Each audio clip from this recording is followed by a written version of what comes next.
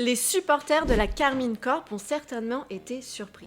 Le 4 novembre, il y a un article qui a été publié dans la revue 21 et qui est intitulé La guerre secrète des patrons de la Carmine Corp. Mais c'était un truc, ça me rongeait de l'intérieur en fait. Je pouvais plus faire de vidéos, je pouvais plus faire de live, je pouvais plus rien faire en fait. Et ça, récemment, ça allait de mieux en mieux. Ça te ronge pendant des jours, tous les jours, ça te ronge un peu plus. Et quand ça fait des années et que tu peux... On y apprend alors que Kameto et Prime n'ont pas toujours été les meilleurs amis du monde et qu'au contraire, ces dernières années, ils se sont livrés une guerre en interne. Et nous, on était à milieu de savoir tout ça. Mais aujourd'hui, tout a été révélé. Salut les gens d'internet, j'espère que vous allez bien. Bienvenue dans Partenariat rémunéré, l'émission qui décrypte l'actualité des créateurs de contenu et des réseaux sociaux. En ce début du mois de novembre, c'est un peu le grand stress du côté de la Carmine Corp. Le gros événement de l'équipe, le KCX, se tient pour la 4e fois ce 9 novembre prochain. Lancé en 2021, cet événement réunit les fans incontestés de l'équipe d'e-sport de Kameto et de Prime, la K-Corp, face à une autre équipe.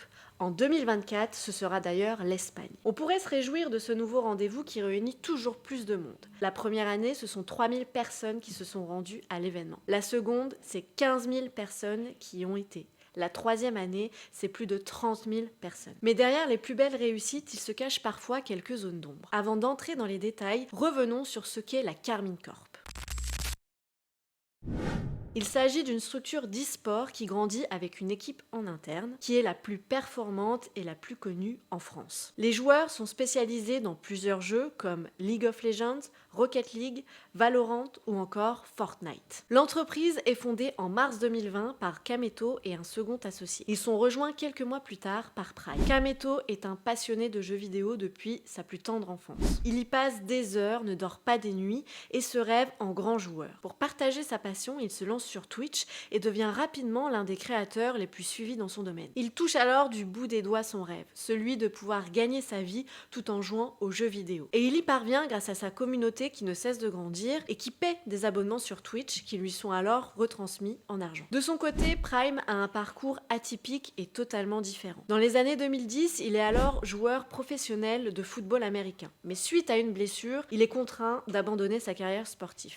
En 2012, on le retrouve alors sur YouTube où il publie des vidéos sur le jeu FIFA. Il se crée rapidement une bonne base d'abonnés qui ne cesse de grandir et qui lui permettent de développer toujours plus de projets. C'est comme ça qu'on le découvre un peu par la suite dans la musique. À partir de 2019, il publie plusieurs titres, plusieurs morceaux et se produit même sur des grandes scènes parisiennes comme l'Olympia ou encore le Bataclan. Et sa particularité, c'est qu'il s'autoproduit, il n'y a pas de maison de disques derrière lui. L'idée de créer sa propre équipe d'e-sport avec Kameto est un nouveau challenge qu'il accepte de relever. Et il se partage les différentes actions de l'entreprise de cette manière. Kameto est lui chargé des aspects sportifs et est président de l'entreprise. Quant à Prime, lui, il endosse le rôle de directeur général et il est davantage chargé de l'événementiel et du merchandising. Et dès le début du lancement de la Carmine Corp, tout se passe très bien.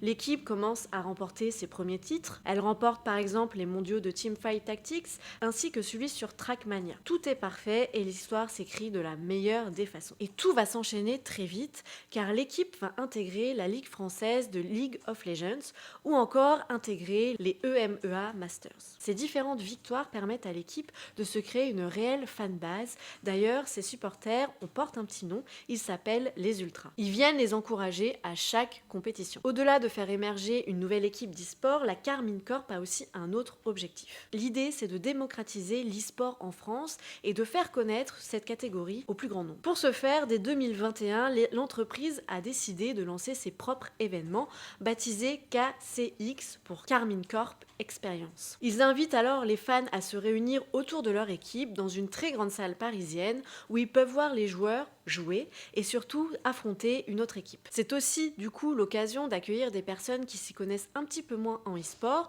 mais qui peuvent s'intéresser à la discipline, qui peuvent découvrir un petit peu tout l'engouement et qui peuvent également se nouer de nouvelles amitiés avec les supporters. Mais l'objectif ultime de la Carmine Corp, comme il est précisé sur le site, ce n'est pas de faire de l'événementiel. c'est un tout autre challenge, celui de remporter le plus de victoires possible sur l'ensemble des jeux existants. Et pour y parvenir, l'idée c'est quand même de trouver un endroit où tous les joueurs peuvent se réunir et peuvent s'entraîner. C'est comme ça qu'en 2024, la Karmine Corp ouvre ses propres arènes à Évry-Courcouronnes. Elle devient la structure résidente de l'endroit. Comme pour les autres équipes de sport traditionnels, la K-Corp a désormais ses propres lieux d'entraînement. Et c'est un lieu qui peut accueillir 3000 personnes. Pour réaliser tout ce rêve et toutes ces évolutions dans l'entreprise, il faut être bon, certes, mais il faut surtout avoir de l'argent.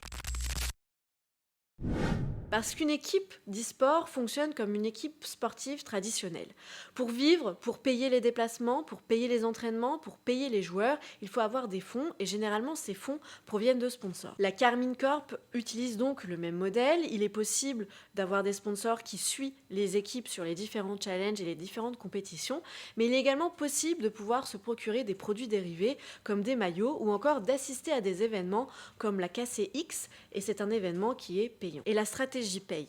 En 2023, par exemple, la K-Corp vend plus de 40 000 de ses maillots. Selon la revue 21, c'est un très bon score puisque comparé à un petit club de Ligue 1 de football, c'est beaucoup plus. En parallèle, la K-Corp évolue aussi aux côtés de plusieurs partenaires. On peut notamment les voir dans les arènes. Et dans les arènes, on peut noter la présence, par exemple, d'Orange, de Red Bull ou encore du CIC. Et pour développer d'autres équipes, développer d'autres compétitions ou développer d'autres projets, la K-Corp s'allie également à d'autres structures et elles sont nombreuses. On peut compter parmi les sponsors de la K-Corp des entreprises comme Michelin, Logitech ou encore Célio. Ça, c'est ce qu'on peut voir derrière nos écrans et sur les réseaux sociaux. Mais la réalité dans la vraie vie ne ressemble pas forcément à ça. Car en 2022, des premières tensions émergent entre Kameto et Prime. Ce sont des anomalies financières qui vont mettre le feu aux poudres. Et c'est ce qui va tendre les relations entre les deux fondateurs. L'un d'eux cache forcément quelque chose, mais qu'est-ce que c'est ? La revue 21 a détaillé le problème. Prime aurait signé des contrats avec des entreprises sans en informer Kameto, mais surtout à signer des partenariats qui n'ont pas forcément de rapport avec l'e-sport ni avec la Karmine Corp. Ces partenariats ne sont donc pas favorables au club, mais servent à des fins personnelles. Il faut donc comprendre que Prime se verse certaines fois de l'argent sans que Kameto n'en soit au courant. Par exemple, après avoir signé un partenariat avec Play2, Prime se serait versé plus de 240 000 €. Et Play2, c'est un label parisien qui, de premier abord, n'a pas forcément de relation avec l'e-sport. Mais comme je vous l'ai dit précédemment, Prime évolue dans la musique. Et ce label, Play2, c'est un partenaire avec qui il a l'habitude de travailler, puisqu'en juin 2024, le label Play2 fait la promotion de son concert à La Cigale. Ce qui lui est reproché, c'est d'avoir fait jouer ses ambitions personnelles dans une structure qui ne concerne pas sa carrière personnelle. Et il y a un autre souci au-delà de l'aspect financier. C'est que par exemple, Play2 a été l'un des partenaires de la KCX en 2023. Le souci, c'est que dans les partenaires principaux de cet événement, qui est dédié à League of Legends principalement, on retrouve Riot Games.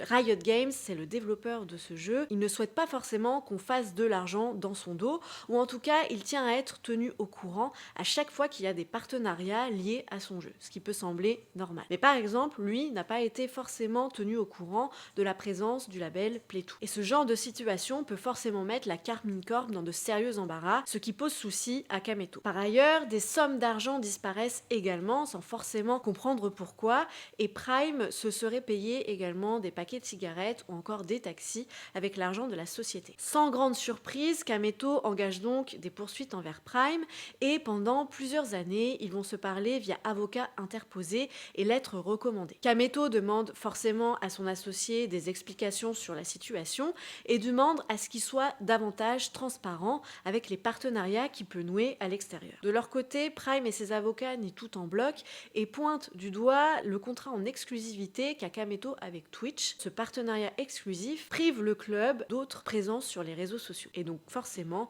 de d'autres financements. Kameto ne lâche pas le morceau et souhaite que les agissements de Prime cessent. C'est pourquoi il lui demande de vendre ses parts ou de quitter l'entreprise. Pour apaiser les tensions, Prime décide de céder quelques parts en les vendant à Kameto. Il s'éloigne également de son rôle dédié au merchandising. Dans la foulée, on voit arriver un nouveau PDG arrivé dans la structure qui a été recruté et il s'agit d'Arthur Perticose.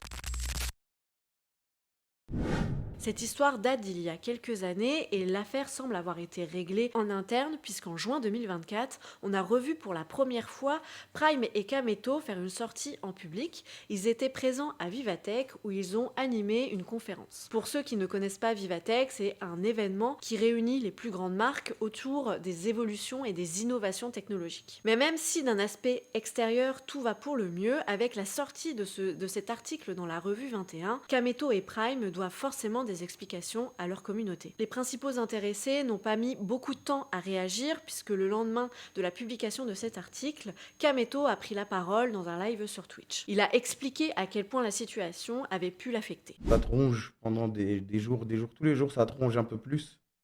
Et quand ça fait des années et que tu peux pas dire ce que tu penses, que tu as sur le cœur, t'es juste bloqué, quoi. Et soit tu baisses ton rêve et tu peux, comment dire, t'en débarrasser, soit tu le gardes et tu souffres, hein. De son côté, Prime a également pris la parole dans un live où on a pu le voir très ému et très mal à l'aise de parler de la situation. Je pouvais plus faire de vidéos, je pouvais plus faire de live, je pouvais plus rien faire en fait. Et ça, récemment, ça allait de mieux en mieux.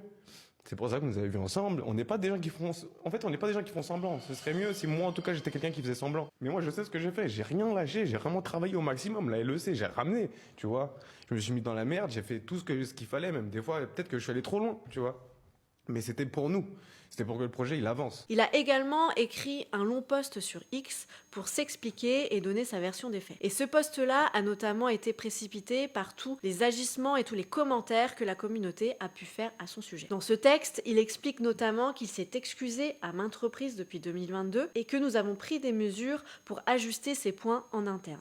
J'assume mes erreurs, j'aurais aimé ne pas avoir à vous encombrer d'histoires privées que je pensais réglées depuis plus d'1 an et demi. De son côté, Arthur Perticose a lui également pris la parole dans un court texte sur X où il explique qu'au club, on travaille pour vous faire vivre un moment magique au KCX 4. On va rire, pleurer, crier et se créer de nouveaux souvenirs communs pour toujours. Le reste se réglera comme on règle tout, paisiblement et entre les concernés. Lors d'une conférence de presse, il a également donné une interview à l'équipe pour encore une fois préciser certains points. Pour lui, l'objectif principal, c'est de faire vivre l'événement qui va arriver dans quelques jours et qui va permettre à toute la communauté de se réunir autour de l'équipe. Pas question donc de se foirer sur ce point. Malgré ces tensions en interne qui ont duré plusieurs années, la Carmine Corp, aujourd'hui en 2024, essaye de réfléchir à son expansion, surtout à l'international. Pour l'équipe, toute cette histoire est derrière, malgré le fait que le grand public commence à découvrir ce qu'il s'est passé réellement au sein de la K-Corp. Mais Kameto, Prime et Arthur Perticose assurent tous les trois une seule et même chose, c'est que l'histoire est réglée, même si forcément il y a encore quelques tensions. Merci de m'avoir écouté sur cette histoire, j'espère que ça vous a permis de mieux comprendre ce qu'il se passe au sein de la Carmine Corp et autour de toute cette histoire. N'hésitez pas à me donner votre avis en commentaire et comme d'habitude, n'hésitez pas à partager la vidéo au plus grand nombre pour nous permettre de faire développer cette chaîne, à vous abonner et à laisser un commentaire si vous souhaitez réagir à ce que je viens de dire. Merci beaucoup et à très vite.